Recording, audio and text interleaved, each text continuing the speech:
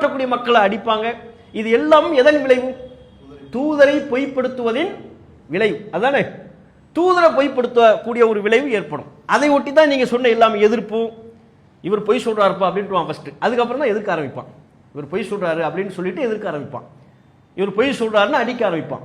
இவர் சொல்றது பொய்ன்னு சொல்லி அவருக்கு பின்னால் இருக்கக்கூடிய மக்களை எல்லாம் துன்புறுத்த ஆரம்பிப்பான். பொய், இவர் பொய்யர், அதுல இருந்து ஆரம்பிக்கும் பிரச்சனை. தூதரை பொய்யர்னு சொல்லும் பொழுது இயல்புலேயே அந்த தூதர்களுக்கு என்ன உணர்வு ஏற்படும்?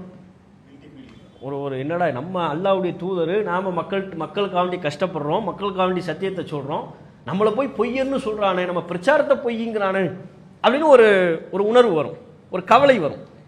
இந்த இரண்டையும் அல்லாஹ் தொடர்படுத்தி தான் அடுத்த வசனத்தில் குறிப்பிடுறான். 3வது வசனத்தில் அவங்க திசை திருப்பப்படுறாங்க, அதை பத்தி அல்லாஹ் குறிப்பிடுறான். 4வது வசனத்தில் அல்லாஹ் சொல்றான், நபியே வஇயு கதிபுக ஃபகத் குதிபத் ருசுலும் மின் கப்லிக் வ இலல்லாஹி துர்ஜஉல் உமூர். நபியே, அவர்கள் உம்மை பொய்யர் என கூறினால், திசை திருப்பப்பட்டு இப்ப என்னன்னு சொல்றாங்க? பொய்யர்னு சொல்றாங்க. உமக்கு முன்னரும் தூதர்கள் பொய்யர் என கூறப்பட்டுள்ளனர், அல்லாஹ்விடமே அனைத்து காரியங்களும் கொண்டு வரப்படும். எவ்வளவு அற்புதமான ஒரு ஆறுதல் அல்லாஹ் நபிக்கு சொல்றான் பாருங்க. ரசூலுல்லாஹ் பொய்யர்னு சொல்றானா?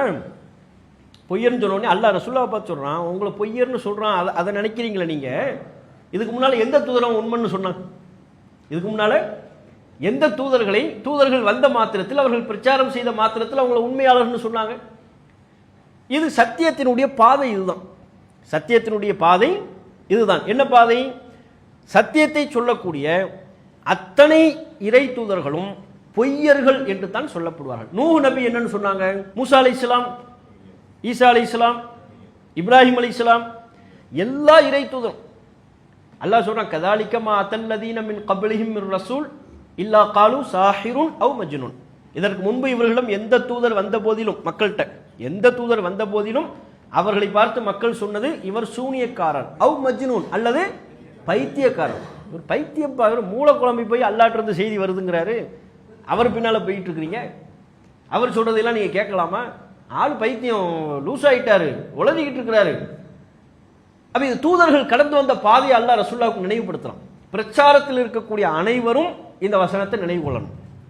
தாவா களத்தில் இருக்கக்கூடிய அத்தனை பேரும் இந்த தாவா களத்தில்னா ஆலிம்கள்ங்கிறது இல்லை, எல்லாருமே தாவா செய்யணும்.